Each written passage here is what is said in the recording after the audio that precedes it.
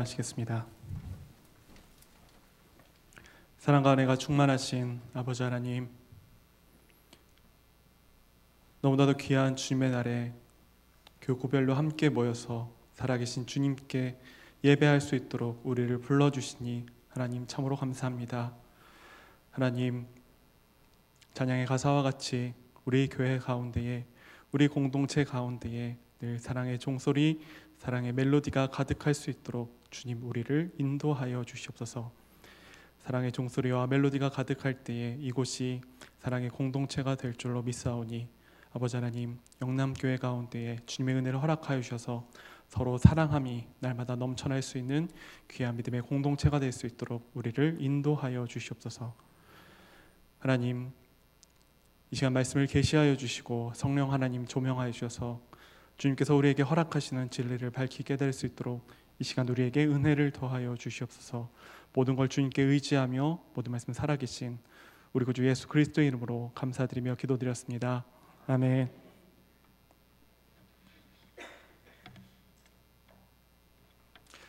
우리가 그리스도인이라는 이야기를 많이 사용합니다. 특별히 우리의 정체성을 가리킬 때에 우리는 그리스도인이다 라고 이야기를 하는 경우가 많이 있다는 것입니다. 그렇다고 할 때에 그리스도인이 갖고 있는 몇 가지 생활 원리가 있는데, 즉 그리스도인과 그렇지 않은 사람을 구별하는 몇 가지 생활 원리가 있다는 것이죠. 그 중에서 대표적인 것을 꼽으라면은 성령 충만 혹은 성령의 인도하심이라는 단어, 이런 기준이 있을 것이라 생각합니다. 오늘 본문은 갈라디아서입니다. 갈라디아서는 사도가 그리스도께서 주신 구원의 은혜에 대하여 변론하는 내용을 담고 있습니다. 사도 바울이라고 추정되는 사도는 갈라디아 지역에서 하나님의 말씀을 증거했습니다.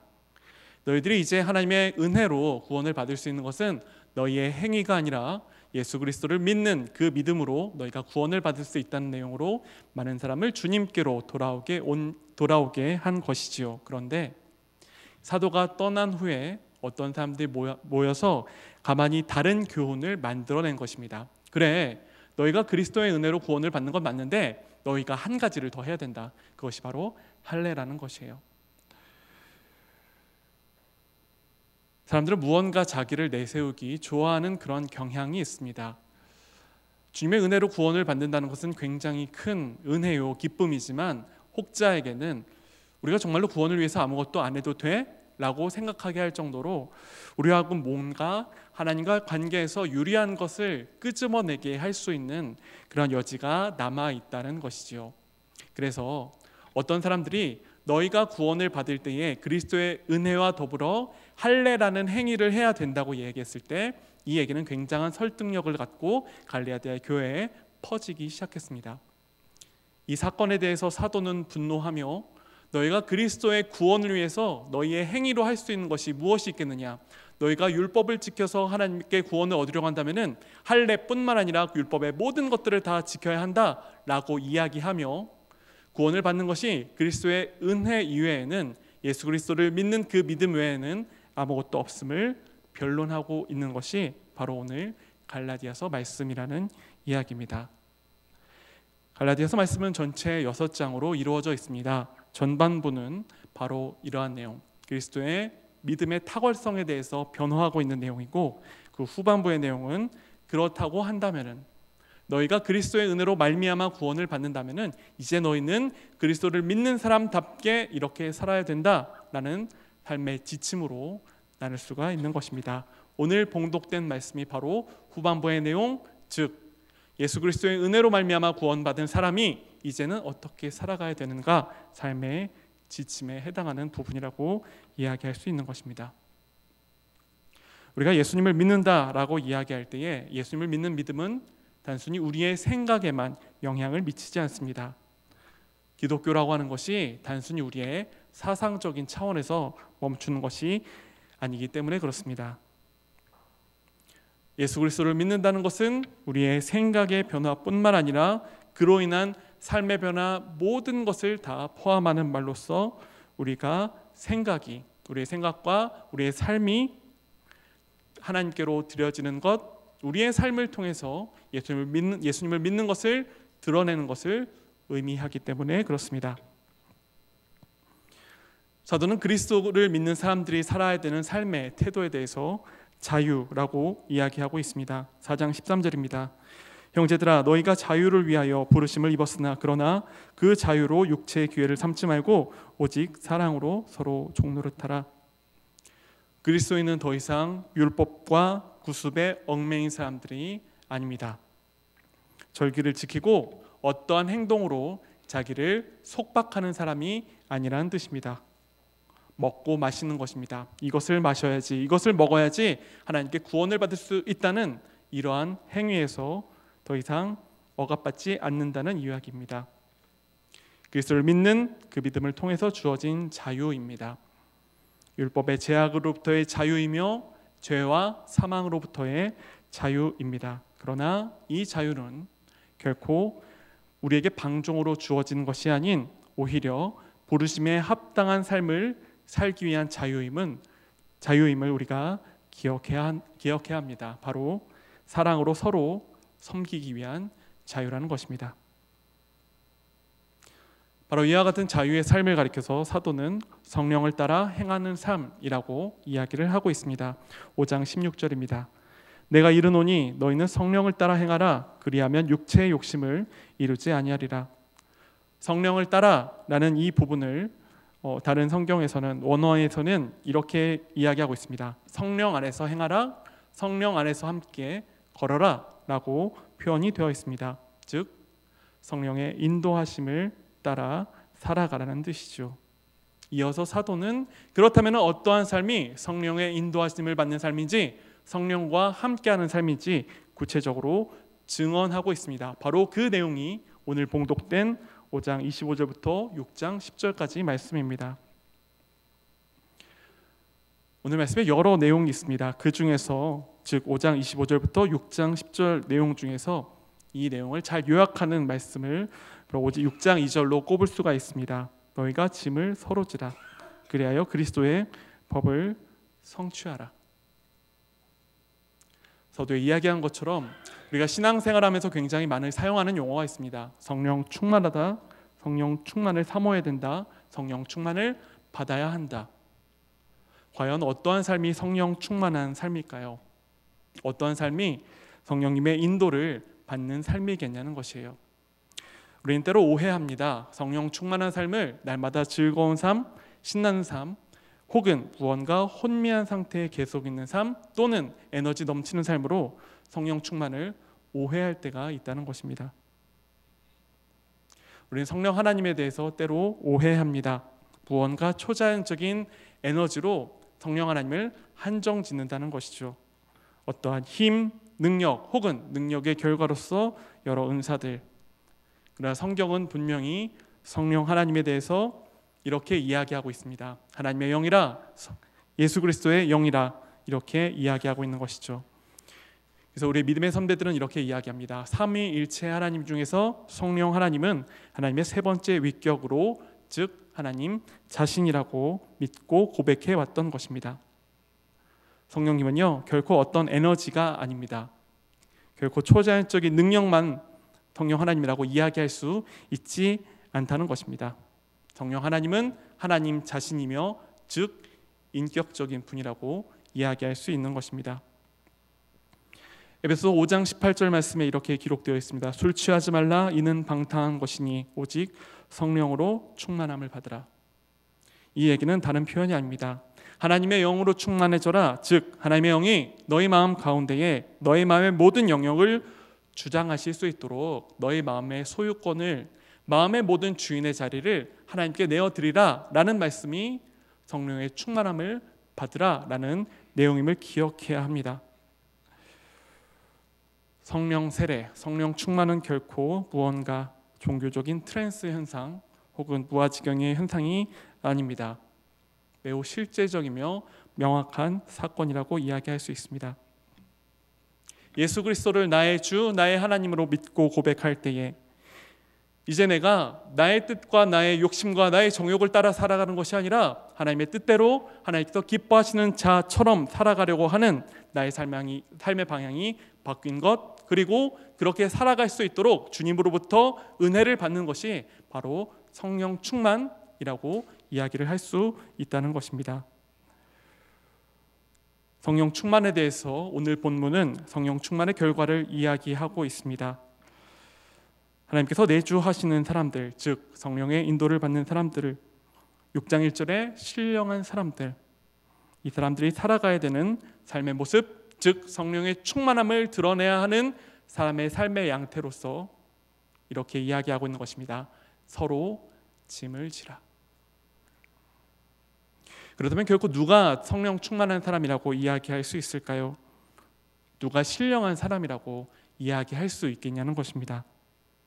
바로 다른 사람의 짐을 대신 져주는 사람이 성령 충만한 사람이요, 성령 충만한 삶을 살고 있는 사람이라고 이야기할 수 있다는 것입니다. 다른 사람에게 온유한 마음을 가진 사람, 나를 돌아봐서 나를 자랑하는 것이 아닌 다른 사람을 인정해 주는 사람, 다른 사람들에게 착한 일, 선한 일을 하는 사람이 바로 성령 충만한 사람이라는 이야기입니다. 왜 성령 충만한 삶이 이타적인 삶이라고 이야기할 수 있을까요?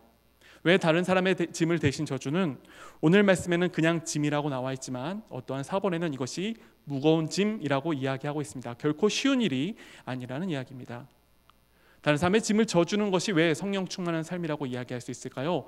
바로 다른 사람의 짐을 대신 져주는 이타적인 삶이 우리 주님의 성품이기 때문에 그렇습니다. 우리 주님께서는 말씀하셨습니다. 내가 거룩하니 너희도 거룩하라. 우리 주님의 기도입니다. 하나님, 이들이 우리가 하나 된 것처럼 저들도 하나 되게 하여 주시옵소서.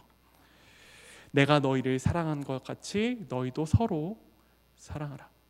그렇다고 한다면은 성령 충만의 삶이 성령 하나님과 내주하시는 성령 하나님과 함께하는 삶이며 성령님과 동행하는 삶이라고 이야기를 한다면은 그 삶의 방향은 어때야 될까요? 철저히 나를 향한 방향이 아니라 다른 사람을 위한 방향이 되어야 된다는 것입니다. 결국 다른 사람을 위한 삶이라는 것은 결코 우리에게 쉽지 않습니다. 우리의 본능에 반하는 일이기 때문에 그렇습니다. 하나님께서 은혜를 주시지 않는다면 다른 사람을 사랑하는 그 삶이야말로 옳은 삶이며 그것이 내게 유익이 되든 그렇지 않든 간에 상관없이 하나님께서 기뻐하시는 삶이기 때문에 내가 그것을 따른다는 것은 나의 힘으로 결코 할 수 없다는 것을 이야기하고 있습니다. 좀 민감한 이야기지만 좀 이러한 이야기를 해보겠습니다. 모두가 그렇지 않다는 것을 전제하고 이야기합니다. 기도를 많이 하시는 대부분의 크리스천은요, 성숙한 마음과 인격을 갖고 계신 분이 많기 때문에 그런 것인데, 그러나 개 중에 가끔 일부의 사람들이 기도를 많이 했다는 이유로 타인들에게 굉장히 무례하게 이야기를 하는 경우가 종종 발견되곤 합니다. 마치 기도를 많이 한 것이 하나님과 친밀한 관계를 갖고 있는 것이 다른 사람에게 무례하게 대할 수 있는 권리가 있는 것으로 착각하고 한다는 것이죠. 부끄럽지만 저도 개 중에 한 사람이었습니다. 어쩌면 지금도 그런 사람일지 모르겠습니다. 옛날에는 제가 하나님의 말씀을 읽고 기도를 했을 때, 제가 사역하기 전입니다. 그랬을 때에 왠지 내가 하나님의 말씀을 읽고 기도했기 때문에 다른 사람들에게 가감없이 말할 수 있는 것처럼 착각할 때가 있었다는 것이에요. 어떤 사람이 어렵다고 한다면은, 힘들다고 한다면은, 야, 그게 뭐가 힘들어? 너도 기도해봐. 너도 말씀 읽어봐. 너도 삶의 힘을 얻을 수 있어. 야, 너 왜 그렇게 살아? 하나님의 말씀에 이렇게 기록되어 있잖아. 너도 이대로 살아. 라고 거침없이 무례하게 했던 순간이 제게도 있었다는 것이에요. 그러나 말씀을 읽을 때에 말씀을 통해 하나님께서 기뻐하시는 것이 어떤 것인지 깨달아가면서 제가 얼마나 잘못했는지 점점 알아가기 시작했습니다. 기도 열심히 하여서 타인에 대해서 이러쿵저러쿵 하는 것이 결코 성령 충만한 것이 아니라 타인의 부족함에 대해, 타인의 어려움에 대해 그 어려움을 품어주며 이해하며 격려하는 삶이 성령 충만한 삶이라는 것을 알게 되었다는 것입니다. 우리는 다른 사람들의 삶을 모릅니다. 다른 사람들의 입장을 우리가 모른다는 이야기입니다. 하지만 우리는 그것을 때론 잊고 나만이 옳은 것처럼 나의 기준만이 옳은 것처럼 살아갈 때가 참으로 많이 있습니다. 제가 특별히 요즘 삶을 살아가면서 정말로 그 사람의 입장을 경험하지 않고서는 그 사람의 삶을 이해할 수 없다는 것을 요즘 좀 가깝게 느끼고 있는데, 피부에 가깝게 느끼고 있는데, 어떤 것을 통해서 그랬냐면요, 좀 운전을 하면서 좀 그런 것을 좀 느꼈습니다. 세상에서 제일 편한 자리가 조수석인지는 전 몰랐는데, 운전석이 그렇게 바로 옆자리인데 그렇게 힘든 줄 몰랐습니다. 제가 면허를 딴 지는 좀 오래됐지만 운전을 한 지는 얼마 되지 않았어요. 그래서 전에는 차를 타고 가면서 운전을 하다가 어떤 사람들이 갑자기 끼어든다든지 그렇게 하면은 저 사람들은 왜 운전을 저렇게 해? 라고 속으로 정죄했는데, 제가 운전대를 잡아보니 어쩔 수 없이 그런 일이 있을 수도 있겠다는 것을 좀 경험하게 되었습니다. 어느 날이었어요. 제가 운전을 하고 왔는데 내비게이션을 따라서 이제 가고 있었습니다. 내비게이션 1km 후에 고속도로 출구 쪽입니다. 우측 두 번째 차선을 이용해 주세요 라고 이야기를 하고 있는 것입니다. 두 번째 차선 이용하라고 그랬으니 쭉 가고 있었습니다. 그런데 오른쪽 끝쪽 차선이 굉장히 막혀 있는 거예요. 저 사람들은 저기 왜 이렇게 다 서 있지? 이쪽은 다 뚫려 있는데? 라고 생각하면서 갔는데 알고 보니까 출구 쪽이 전부터 밀렸던 거예요. 제가 어떻게 했을까요? 조금 더 좀 젠틀하게 처신을 했으면은 더 딴 길로 가서 돌아갔어야 맞겠지만, 제가 운전이 처음인지라 거기서 유혹을 참지 못하고 이렇게 차 머리를 이렇게 돌렸겠죠. 끼어들려고 하니까 뒷사람들이 얼마나 속상했겠습니까? 오랫동안 기다려야 됐는데, 몇 분은 제가 깜빡이고 들어가려고 하니까 뒤에서 이렇게 바싹 오시더라고요. 바싹 오셔서 못 들어가고 한 5분 정도 지나고 나서 한 분이 양보해 주셔서 이제 들어가는 그런 경험이 있었는데, 그렇게 하면서 제가 얼마나 많은 피해를 끼쳤습니까? 한 차선을 막고 있었겠죠. 그리고 다른 사람이 기다리고 있었던 것을 무시하고 들어가는 일들. 그 이후로 제가 결심했습니다. 세상에는, 죄송합니다, 여성분들을 비하하시는 것이 아니에요. 통용되는 용어를 사용하는 것입니다. 김여사만 있는 것이 아니라 이런 권 목사 같은 사람도 있구나, 그런 생각을 좀 뼈저리게 느껴서 다음부터는 제가 좀 운전할 때 좀 누군가 깜빡이를 켜면 좀 껴주려고 하는 그런 마음을 좀 갖고 있습니다. 저는 몰랐던 것이에요. 운전을 하기 전까지는 그 운전을 하는 사람의 입장을 몰랐던 것이에요. 마찬가지라는 것입니다.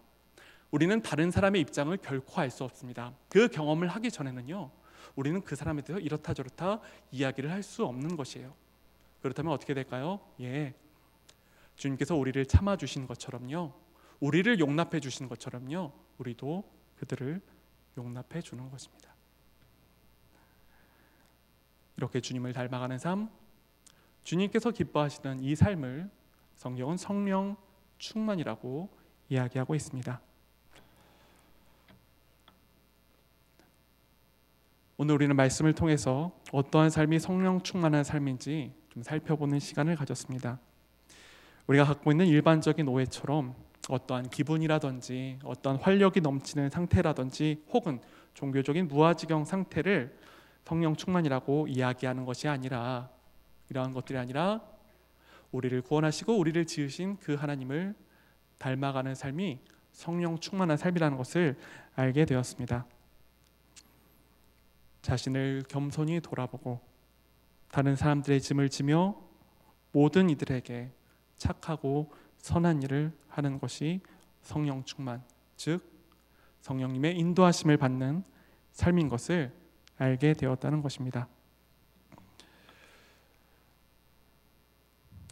성령 충만한 삶은요, 때로는 우리 가운데 어려움을 줄 수도 있습니다. 성령 충만하다고 날마다 기쁜 일이 생기는 것은 아니라는 이야기예요. 성령 충만해도요, 때로는 우울할 수 있고요, 때로는 속상한 마음을 가질 수 있습니다. 그런데 그렇다고 했을 때에 성령 충만하지 않고 우울한 것과 속상한 것과 성령 충만한 상태에서 속상하고 우울한 것은 무슨 차이가 있을까요? 바라보는 방향이 차이가 있다는 것입니다. 성령 충만하지 않고 우울하고 속상하면요, 그 시야는 나를 향해서만 한정되게 돼 있어요. 나는 왜 이럴까? 나는 왜 이렇게 누리지 못할까? 나는 왜 이 모양밖에 안 될까? 라고 나의 시야가 점점점 내 쪽으로 함몰되나, 그러나 성령 충만은요, 나에게 시선이 고정되는 것이 아니라 하나님께, 그리고 하나님께서 맡기신 사람들에게 시선이 간다는 이야기입니다. 힘들고 어려운 상황은 바뀌지 않았을지 모르겠습니다. 그러나 나의 시선이 주님께로 향해져 있을 때에 나를 지으셨을 뿐만 아니라 나를 구원하신 그 하나님, 지금도 여전히 나를 돌보고 계신 그 하나님께 나의 시선이 고정되었을 때에 하나님께서 우리를 점점 더 인도해 가신다는 것이에요. 어떤 삶으로요? 하나님께서 기뻐하시는 삶, 주님의 자녀를 닮아가는 삶, 하나님의 장성한 예수 그리스도의 장성한 분량까지 이르는 삶으로 하나님께서 우리를 인도해 가신다는 이야기입니다. 혹시나 살아가시면서 힘들고 어려운 일 때문에 좌절하고 절망한 분들이 계신다면 성령 충만을 사모하셨으면 좋겠습니다. 그러나 일시적인 내 감정의 해결로서의 성령 충만이 아니라 지속적인 나의 방향의 수정으로서의 성령 충만을 바라셨으면 좋겠다는 이야기입니다. 힘들고 어렵지만 그러나 하나님께서 나와 함께 계시기 때문에 내게는 이르길 힘이 없으나, 내게는 이 어려운 상황을 해결해 나갈 능력이 없으나 그러나 주님께서 나를 붙들고 계시기 때문에 언젠간 내가 이 믿음의 싸움을 승리할 것이라는 확신 가운데 사는 삶, 그러한 삶을 사셨으면 좋겠다는 이야기입니다. 바라기는 저와 우리 모든 영남의 성도님들이 우리 안에 내주하시는 성령 하나님의 인도를 따라 살아가시며 나 혼자의 개인적인 신앙생활로 우리를 한정짓는 것이 아니라 하나님께서 맡기신 내 곁의 가족들, 지체들, 공동체를 돌보시며 그들의 아픔을 함께 나누며 진정한 의미에서의 성령 충만한 삶을 살아가셨으면 좋겠습니다. 그러한 성령 충만한 삶을 사셔서 주님 오시는 그날까지 신실하게 주님과 동행하시며 주님 만나시는 그날에 착하고 잘했다 나의 종들아, 너가 적은 일에 충성하였으니 내가 큰 걸로 내게 맡기겠다 라는 칭찬을 들으실 수 있는 저와 우리 모든 영남의 성도님들이 되시기를 간절히 바랍니다. 기도하시겠습니다. 하나님 감사합니다. 하나님, 우리를 지으셨을 뿐만 아니라 우리를 구원하여 주셨고 우리를 고아와 같이 버리지 아니하시고 날마다 성령 하나님과 동행할 수 있도록 우리를 붙들어 주시니 하나님 참으로 감사합니다. 하나님, 이제 후로는 우리가 성령 충만한 삶을 살고자 소원합니다. 우리 자신만 돌아보는 신앙의 삶이 아닌 주님께서 우리에게 맡기신 공동체를 돌아보는 신앙의 삶, 나만이 아닌 다른 사람을 생각하는 성숙한 주님의 자녀로서 살아가고자 소원하오니 성령 하나님, 우리 가운데 충만하게 역사해 주셔서 우리가 날마다 주님을 닮아갈 수 있도록 우리를 인도하여 주시옵소서. 우리를 인도하여 주시고 보호하여 주시며 우리를 언제나 지켜주실 것을 믿고 감사드리며 모든 말씀 살아계신 우리 구주 예수 그리스도의 이름으로 감사드리며 기도드렸습니다. 아멘.